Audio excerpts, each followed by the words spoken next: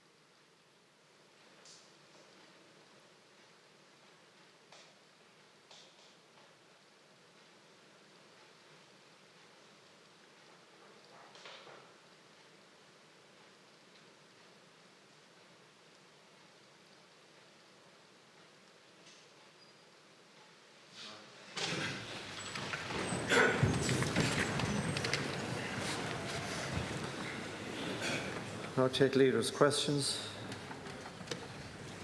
Deputy Pearse Doherty. I'm sure you won't mind if I take this opportunity to wish Katie Taylor, our undisputed world champion, all the very best as she steps into the ring in Madison Square Garden tonight. We're right there in heart and spirit with her, and all the best. Tánaiste tá sé bhí míneis tar éis don rialtas muoinniú éigeantal a dhealúint don chiad mhuir chun chum riachtainna a chur fáil de leanaí le riachtainna sa speisialta a go bháil níar an áirigh ar fáil agus tá seo scainneala. Tánaiste, I've received confirmation that vital funding through the Children's Disability Grant, first announced by the government 20 months ago, still hasn't been released. And honestly, it's even worse than that, Tánaiste. I have a letter here that says funding for organisations that the Minister already publicly announced that they've been asked to reapply for shortlisting with no guarantee that funding will be provided for their project or indeed will actually be granted. Now, this was announced, this grant, in 2023 as an emergency fund to fill the gaping hole by the HSE because they weren't able to provide the vital therapies for children. That was 20 months ago. Parents and children with special needs thought that the government finally heard their cries for help, but the months went on and nothing happened. No funding was released. Then, just 2 days before the local elections in June 2024, government ministers at the time, Anne Rabbitte and Charlie McConalogue, held a press event in Donegal re-announcing the funding. Local lad Jack Donaghy, who had cerebral palsy, and his mother Denise McAhearn were included in the photo op. Now, they were understandably delighted that funding was finally being provided for Jack and many others.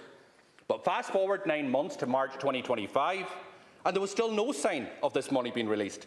Denise went public to express her disgust and anger. She felt that her son was used as a prop in an election government photo op. And back in March, you apologised, Tánaiste. You apologised that the situation went on for so long. You said that you would not defend something that was indefensible. You said, in regards to the funding, and I quote, "I am going to make sure it is released. I am going to make sure it is provided." Now, 5 days after the exchange between me and you in the Dáil, the government again announced the funding would be released. Yet, despite your promises, here we are, 3 months on, and still no funding being released, still not provided, still the therapies are not available on the ground. The 54 organisations that thought they had successfully applied for the grant haven't received a single red cent.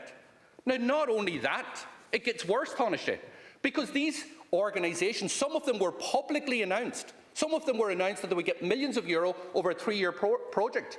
They were announced by the Minister. They've been told that they have to reapply for shortlisting, that the funding is no longer multi-annual, that it all needs to be spent by the end of the year. They only have to the end of the year to spend money that you haven't even given them yet. And I have the letter here in my hand from one of the organisations publicly announced what they were getting and now told, reapply, no guarantee, less money than we thought, and it all has to be spent this year. You told me back in March, Tánaiste, that you were going to resolve this issue and you would make sure, I quote, that the money would flow. The government have announced this funding on 3 separate occasions, and each time your promise has disappeared without a trace. No follow-through, no delivery, no funding. And it's kids here, kids with special needs, kids like Jack with cerebral palsy, kids who are in braces, kids who are trying to speak, kids who are peg-fed, kids who want to walk, who are actually suffering as a result of this here. These children and their parents are left crying out for help that have been promised and promised again. And it's cruel. It is cruel what your government is doing to them. There is no other words for it. So I'm going to ask you a couple of questions here. When is the money going to be released? When will the funding be put in place so the therapies can be delivered to these children that desperately require it? And can you explain to me this? When two ministers of your previous cabinet went to Donegal, announced specific money, multi-annual money for these projects, that you're now telling them that there's no guarantee that they will even get funding and that there's no multi-annual funding available anymore. What is a government promise worth anymore, especially to these children and their families? And that's the questions they're asking me today. Well, look, thanks very much. Firstly, I want to join with you, Laskin Corla, in remarking on the fact that tomorrow marks the 30th anniversary of the Srebrenica genocide in Bosnia and Herzegovina. This was one of the most horrific atrocities ever to take place on the European continent, and an atrocity that resulted in the massacre of more than 8,000 men and boys. And it is our duty as a country, as a parliament, as an Oireachtas and as an international community to come together to remember the brutality and devastation which occurred. And I know we all join with the community today. I join with you. You mentioned Katie Taylor. I'm from Brea, but I want to join with you in wishing her all the very best. But thank you for raising this. I want to say that firstly, Deputy Doherty, you were right when you raised this in March. And I did take action as the government on the Monday. I think you raised it on the Thursday, I think, your leaders' questions here. And on the Monday, from my memory, we had a Cabinet Committee on Disability, and we agreed at that meeting to sanction, I think it was a fund of €8 million, I'm going to go from my memory here, into what was called the Disability Services Grant, Children's Disability Services Grant Fund, I think. And that decision was taken by government on foot of the engagement we had here. Now, I've been asking about this on a pretty regular basis because these are important projects, and indeed I had an opportunity to speak to the head of the HSE, Bernard Gloucester, on it only this week as part of our kind of ongoing regular engagements.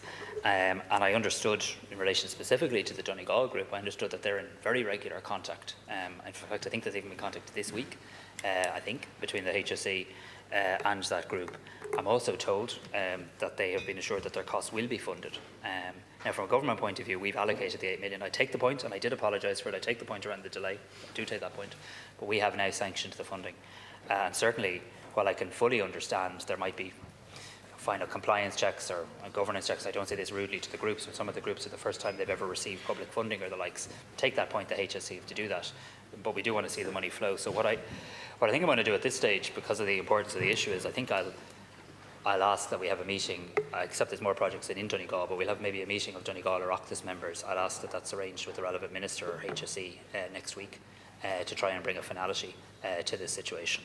Our commitment on this was solemn, was an €8 million fund. And look, can I just say more broadly, because I'm conscious as people watch into this, therapy services for children is an area in which there needs to be huge progress. And we are endeavouring to reform that system. That's why we've taken decisions only in recent weeks to establish a new National Education Therapy Service led by my colleague Minister McEntee. I think we should be in a position to start recruiting for those posts, I hope, in the coming weeks, starting with special schools in the first instance and then rolling the project out more broadly after that to special classes and then mainstream schools. I think that's an important step, and we have seen when it comes to assessment of needs this year, thankfully a very large increase in the number of children now getting assessment of needs, though much more work to do on that. So, look, on foot of you raising this, and I can only imagine the genuine frustration of Denise, Jack and other Denises and Jacks, I will arrange for that meeting next week, and I will keep in close contact with you. But from the government's point of view, I am clear, as I was in the room, we have sanctioned the €8 million funding. We did that in March, and I'll ask for a specific meeting to take place with you and other Donegal or Oireachtas members next week. Look, Minister, you'll forgive me to say that that's not good enough, because we've been here. You said that you promised that you would make sure that it was being provided, not just that it was sanctioned and released, but that it was being provided. None of these groups have got it. You're absolutely right. They have been in contact this week with the letter here. You know what they've said? They need to reapply for shortlisting. Your ministers turned up to Donegal. They announced the project. One project got €3 million over a 3-year period. Well deserved, massive work that they're doing. 3-year period. The letter says It is not multi-annual. The funding has to be spent in 2025. That commitment is gone. The letter also said funding for the grant scheme is less than originally expected. That's why people have to apply. And it's not just the groups in Donegal. I'm a Donegal deputy. There's 4 groups in Donegal. There's 54 groups across the state. There are children there, I don't know their names, but they're equally as entitlement as Jack. It is disgraceful. This is 20 months on, and this is emergency funding. Why? Because the HSE are not able to provide the therapies and supports for these families and their kids. Now, I don't know what we have to do to get this money released, but this commitment, when a government stands up for right or wrong and promises that disability services were getting X amount of money, then you need to deliver through it. This letter tears up that commitment. You need to do more than just respond to me 3 months ago and then, nothing's happened. The communication is worse. They are seething at what is happening here. Parents are seething.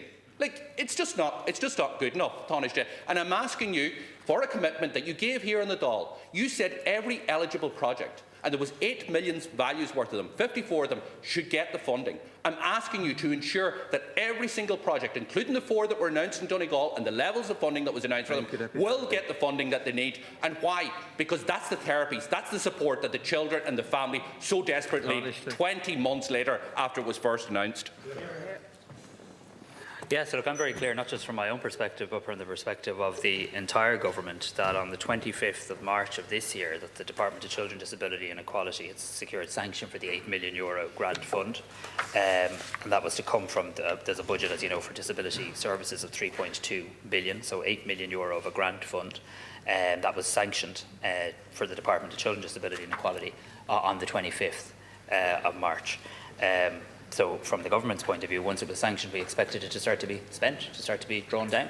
In light of what you brought to my attention now, of course, I will follow this up again. I did have conversations on it, actually, ironically, this week, where I was told there was some final compliance and governance issues in relation to some projects. And again, I don't say that as a slur, but just before the final governance issues in terms of the drawdown of public money.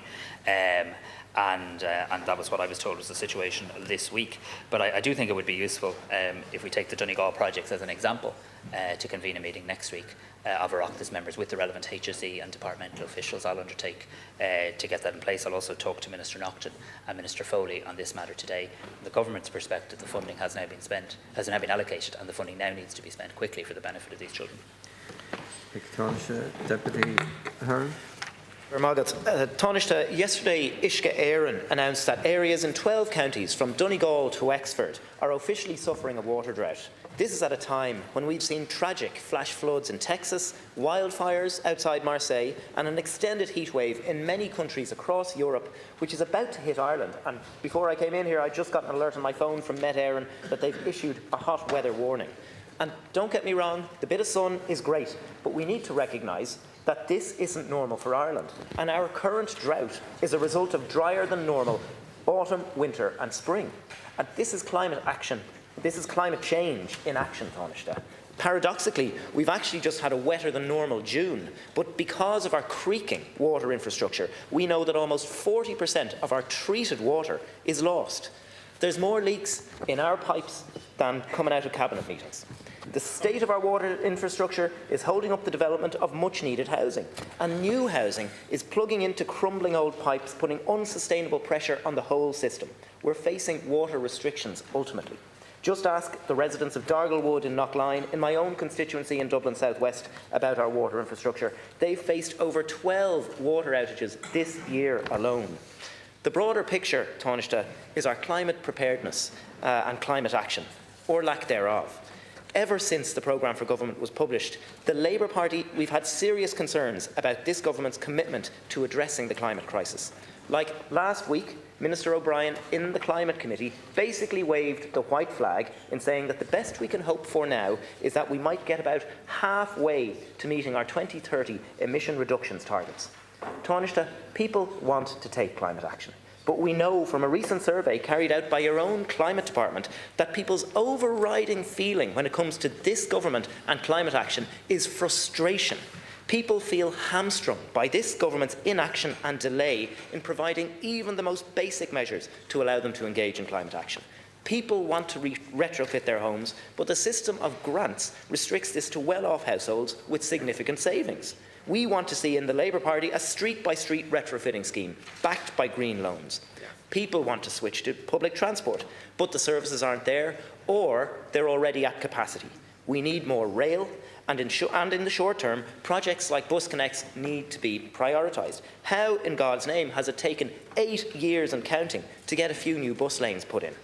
In the absence of public transport, people feel like they can't make the switch from petrol or diesel to EVs because our charging infrastructure is so lacking.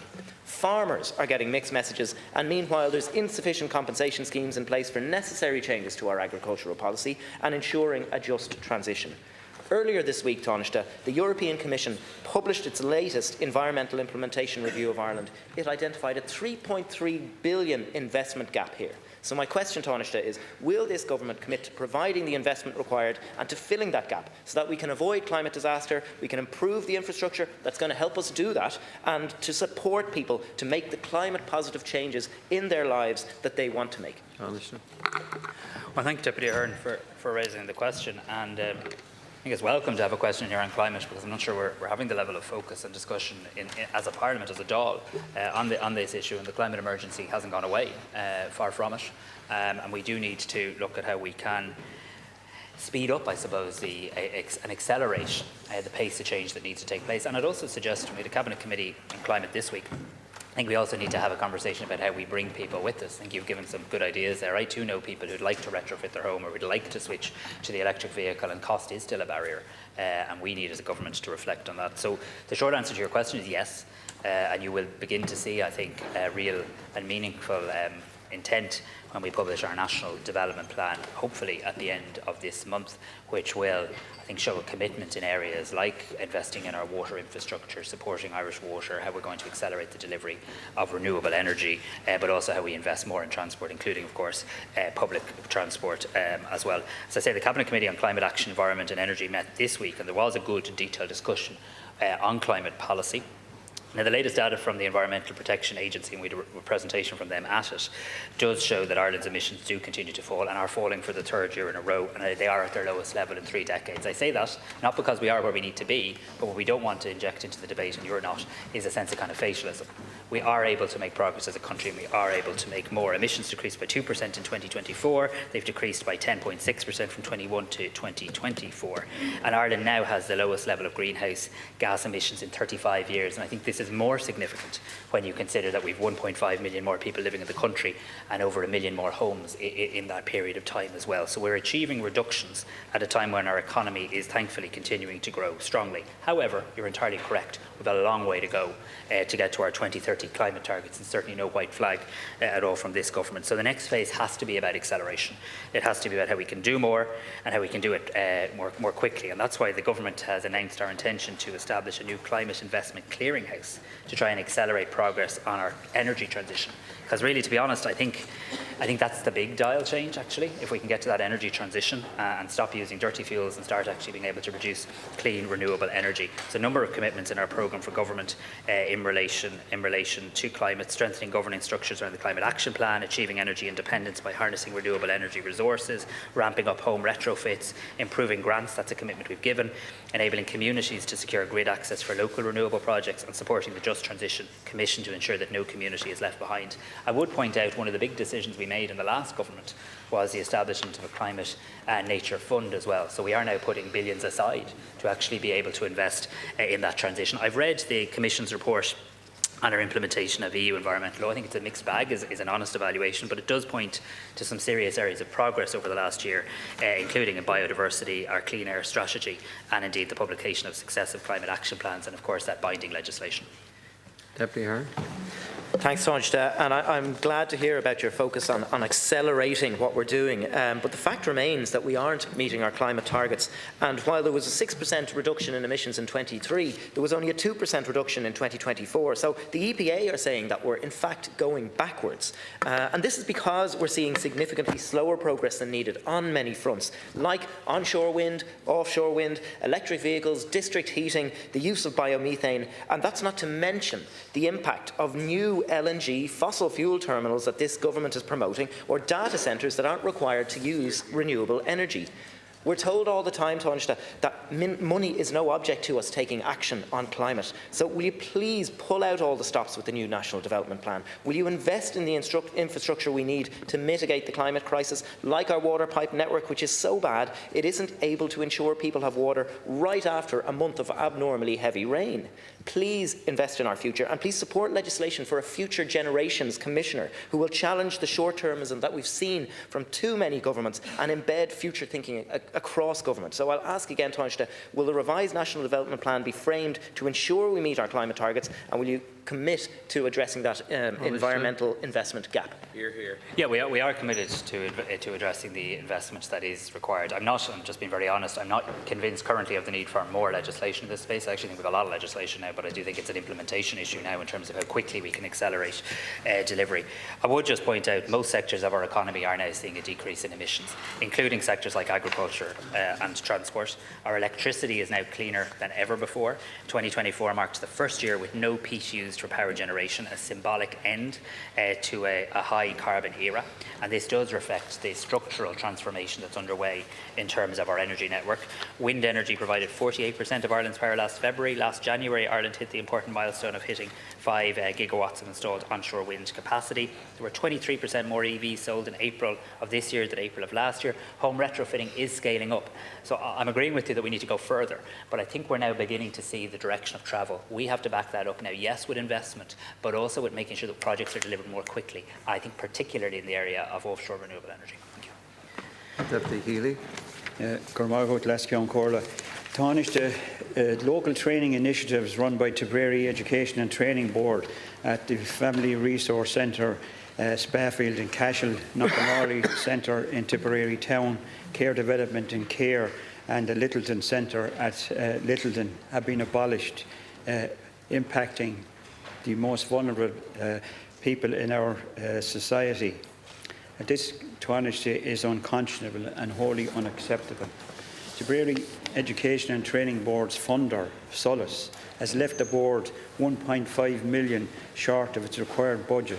Budgets provided for government-approved schemes such as expenditure on increased apprenticeship provision and the rollout of the new initiatives such as the National Tertiary Programme.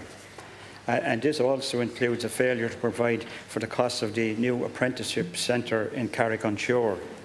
And Tánaiste, despite continued engagement at Solace, it has failed to provide for the necessary, legitimate and necessary funding for Tipperary Education and Training Board. The local training initiatives have provided transformative support for countless vulnerable young people and adults. And the progression of students through this programme speaks volumes. Many of them have faced significant barriers ranging from family disadvantage, low confidence, profound medical health struggles, and they have found a safe, nurturing environment where they could truly thrive. The abolition of these courses, Tánaiste, removes a lifeline and an irreplaceable service for individuals and families across these communities. The courses are also a lifeline for young and lone parents who are trying to break free from generational poverty and build better lives for themselves and their children. The courses offer more than education. They offer hope, routine, purpose and a pathway to employment and independence. Tánaiste, if these courses are taken away, we don't just lose a course, we lose a network of connection, of prevention and progress that helps to lift families out of poverty, reduce social inclusion, reduce social isolation and promote inclusion and resilience across our communities. Tánaiste, the true measure of any society is how we deal with our most vulnerable individuals. And I'm appealing to you here this morning to intervene directly with Solace to ensure that these courses continue into the future with effect from the coming academic year in September. Thank you. Tánaiste. I want to thank Deputy Healy for raising this important issue. Can I say at the outset, I know Tipperary ETB well.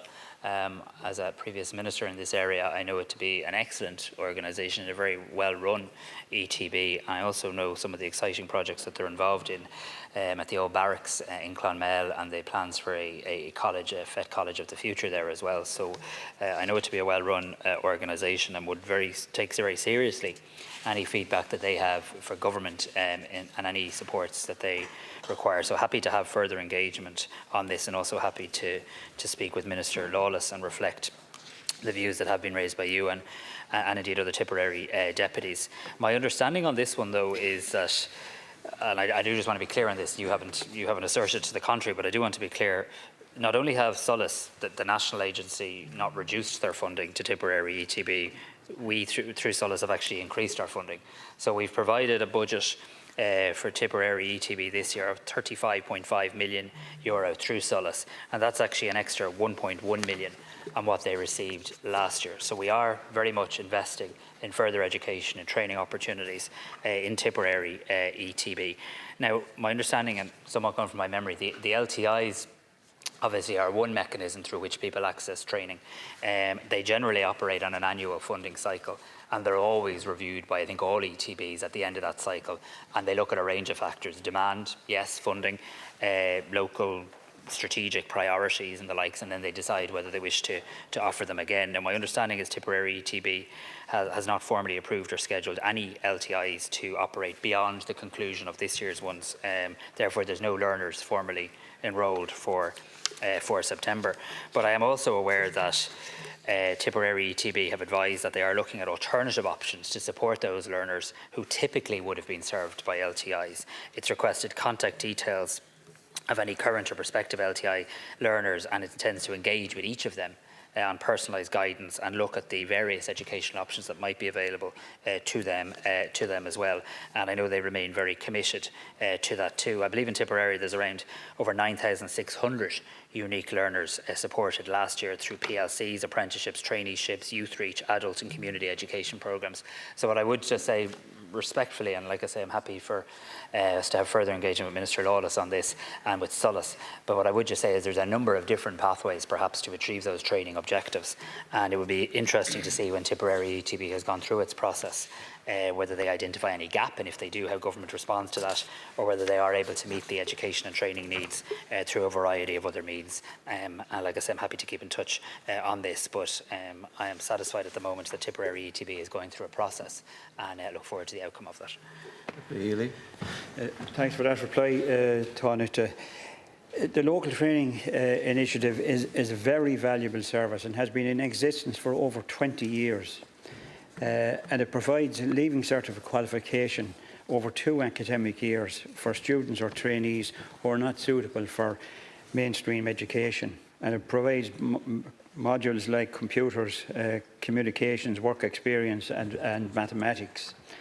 And this closure of this service and these courses affects 41 training places across the four sites. It also involves impacting on 6 staff members who will lose their jobs.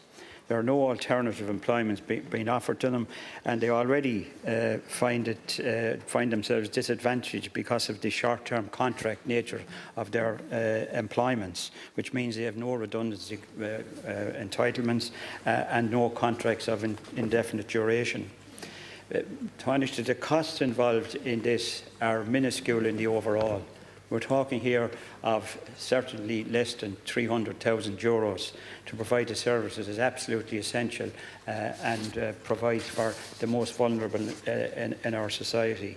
I'm advised, Tánaiste, that there are no alternatives to this course. There are certainly no alternatives locally in these towns, and any alternative that might be possibly available are simply not available to the trainees involved.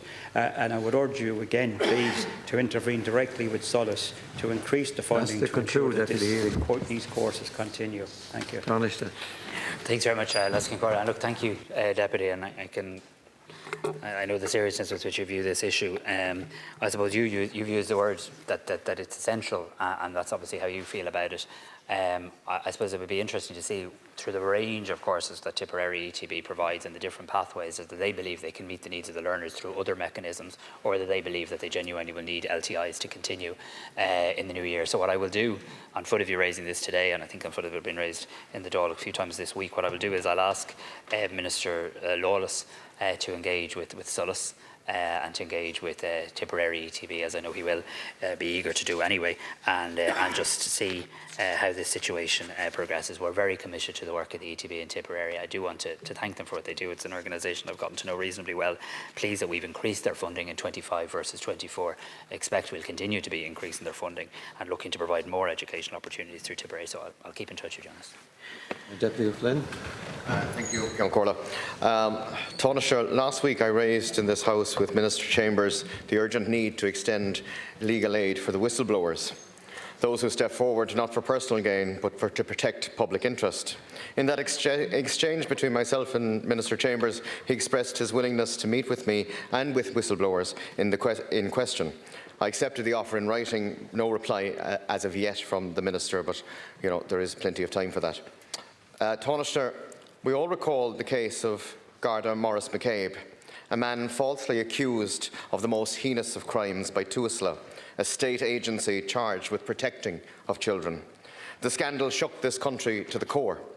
It showed that we are treating our whistleblowers disdainfully. It shows that we are not protecting them, but persecuting them. Today, Taoiseach, I raise another case equally as difficult as Jerry McCabe's. Every bit as alarming. In 2019, a former TUSLA employee made a protective disclosure. He reported serious governance problems. In a result, a relentless retaliation and attack. In 2021, TUSLA sent him a formal letter questioning his capability to work with children. This triggered an unauthorised background check in what appears to be an orchestrated campaign to discredit him, both professionally, financially, personally and psychologically. Afterwards, in a WRC hearing, TUSLA made its commitment in launching a full inquiry. That was 4 years ago, Taoiseach. To date, no findings, no inquiry, no answers, no accountability and no justice. Taoiseach, this is not an unknown case to the public. The current chairperson of TUSLA, Mr. Pat Rabbitte, publicly commented on this in the Irish Examiner in 2019, and I quote, "It is deeply concerning that a whistleblower has been left without any financial income." Two former ministers for children, Catherine Sabone and Roderick O'Gorman, were also briefed. Minister O'Gorman's office, so concerned, offered the whistleblower free counselling after receiving a detailed account of what occurred. But the retaliations in that by TUSLA continued and the attacks deepened. The information that we have obtained is that a formal complaint to the Data Protection Commission that TUSLA contacted the whistleblower's private counsellor and demanded access to confidential records. An extraordinary breach of personal privacy by a state agency, by an agency of this country. Kate Duggan, TUSLA's current CEO, held a direct meeting with this individual. During that meeting, she was informed that TUSLA had accused him falsely of being in danger and being to vulnerable children. An allegation made without foundation against a man whose only crime was to tell the truth. And again, no inquiry or justice. Taoiseach, this is not merely an administrative failing or a systemic dysfunction. The state is failing the whistleblowers. It is not protecting whistleblowers, it is destroying whistleblowers' lives. Taoiseach. Thanks very much, Les Ceann Comhairle. I want to thank Deputy O'Flynn for raising the matter and acknowledge that he has on previous occasions, as he said. I know with my colleague Minister Chambers, who's committed to engaging with him, and I welcome that on his views in relation to the legislative basis that we have here in Ireland. I'm not familiar with the details. Obviously, if you have details there, you should furnish them to relevant authorities. That would be useful.